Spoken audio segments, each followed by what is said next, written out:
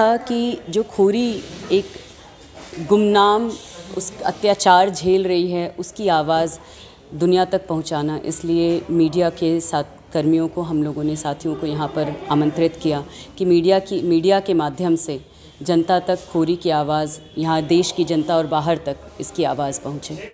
देखिए, सबसे पहले कि वहाँ का माहौल क्या है, अगर हम इसके बारे में बात करें तो 7 जून ऑर्डर आने के बाद आपको सब लोगों ने यहाँ पर बोला ही कि जिस तरह बिजली पानी काट दिया गया ताकि लोग पहले ही छोड़कर जाने लगे, जो कि कुछ हद तक लोगों का ने जगहें नहीं छोड़ी। उन्होंने, चूँकि घर पे छोटे बच्चे थे, बीमार थे, तो उन्होंने बगल के नियर बाई इलाकों में, नज़दीकी इलाकों में एक छोटा कमरा रेंट पे ले लिया ताकि बिजली पानी की मुहैया हो सके उन्हें, ताकि उनके बच्चे या बुज़ुर्ग जो हैं उनको थोड़ी सुविधा दी जा सके। तो इसलिए कुछ लोग जो निकले, उनके वीडियो बनाकर ऐसे सर्कुलेट किया गया कि लोग अपने आप छोड़कर खोरी गांव जा रहे हैं और बिजली पानी को काट दिया गया। उसके बाद जो वहाँ पर आंदोलन की बात की जाए, लोगों के साथ जो ये तो दुर्व्यवहार चला ही, कोई बिजली पानी की सुविधा नहीं हुई। जो आंदोलन की शुरुआत हुई, संगठन के लोग वहाँ पर गए काम करने के लिए। 30 तारीख को पहला आंदोलन जो वहाँ पर हुआ, जिस पे लाठीचार्ज हुआ, उसके बाद जनता के बीच थोड़ी सरगर्मी आई। उन्हें लगा कि वो संगठित होकर अपने आंदोलन को आगे बढ़ा सकते हैं। वैसी स्थिति में लोगों के बीच हमने काम किया, गली गली, मोहल्ले मोहल्ले समितियां बनाई, उनकी मोहल्ला कमेटी बनाई और उसके बाद लोगों के व्हाट्सएप ग्रुप बनाए। संगठित हो रहे थे लोग वहाँ पर गलियों में। हम लोगों ने बड़ी बड़ी मीटिंगें की। चौक जो है, अलग अलग इस्लाम चौक है, लेबर चौक है, दुर्गा मंदिर है, तो इन सब जगहों पर हम लोगों ने मीटिंग की। लोग बाकायदा उन्होंने मीटिंग अटेंड किया, हमारी बातों को सुना। लेकिन वही कहते हैं ना कि समय काफ़ी छोटे में बहुत कुछ करना था और लोगों के बीच का जो भय था वो भी सरकार की तरफ से, और पुलिस का जो रवैया रहा, वो पुलिस प्रशासन का, तो वो भय बहुत ज़्यादा वहाँ पे बनाया गया। रात रात को लोगों को उठाया गया। कई लोगों को 2-2, 3-3 दिन पता नहीं चला, उनके घर वालों को, कि वो हैं कहाँ पर। वहाँ पे जो कार्यकर्ता काम कर रहे थे उनके साथ उनके ये भी पता चला कि उनके पीछे भी पुलिस लगी हुई है। तो उनके बारे में अगर कोई जवाब दे रहा है, बता रहा है, तो उन्हें वो भी भय कि हमारे पास कोई आ रहा है। तो ये सारी चीज़ें तो होती रही वहाँ पर।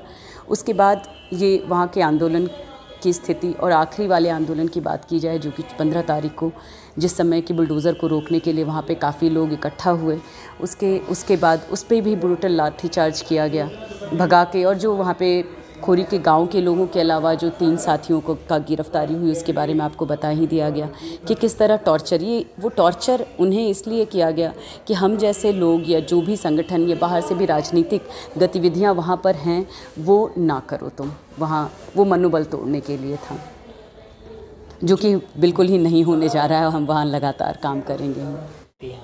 ये अब लापरवाही नहीं, एक मुद्दा रह गया जिसे हमें बिल्कुल ही बताने की ज़रूरत है कि 1970 से वहाँ माइनिंग शुरू हुई है और उसके बाद लोग वहाँ पर बसना शुरू किए। 80 से 90 के दशक में काफ़ी बड़े तादाद में लोग वहाँ पर बसने लगे। तो ये बसाहट, आपको भी पता है कि एक गरीब आदमी एक ठेला भी लगाता है तो उसको कितने पैसे और कितने डंडे खाने पड़ते हैं। पूरा की पूरी बस्ती बस रही थी और किसी प्रशासन को और पुलिस को खबर नहीं थी।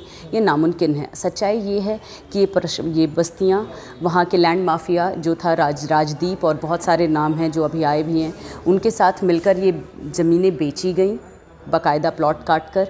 और उसके बाद वहाँ पे जो कंस्ट्रक्शन होता था, एक एक दीवार खड़ी करने के लिए लोगों ने वहाँ पर नहीं कुछ भी तो पुलिस, वन प्रशासन मतलब जंगल फॉरेस्ट डिपार्टमेंट को और पुलिस को 10-10, 20-20 हज़ार रुपये हर दीवार पे उन्होंने दिया है।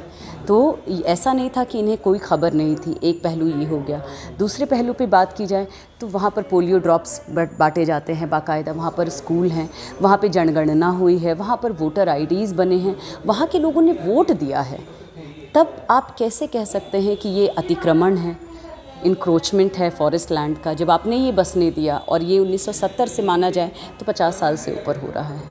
ये पहले तो ये बता दें, ये जो 1400 मकान का भी इन्होंने जो एक लुकमा उछाला है, ये बिल्कुल नहीं होने जा रहा है, क्योंकि ये हम सब भी समझ रहे हैं कि कोई मकान आप कैसे देंगे। आपने कोई सर्वे नहीं किया, आपके पास कोई रिकॉर्ड नहीं है और आपने लोगों को वहाँ से विस्थापित कर दिया। तो सरकार के इंटेंशन आप क्लियर है कि आप क्या वो उनको ढूंढते हुए कहाँ जाएंगे? अगर आपने कोई सर्वे नहीं कराया, अगर आपने कोई लिस्ट नहीं बनाई, तो ये कैसे विश्वास किया जा सकता है कि वाकई सरकार के कोई की नीयत है उन्हें घर देने की? उन्हें कुछ नहीं देना है, बस एक। अब इसकी वजह क्या रही?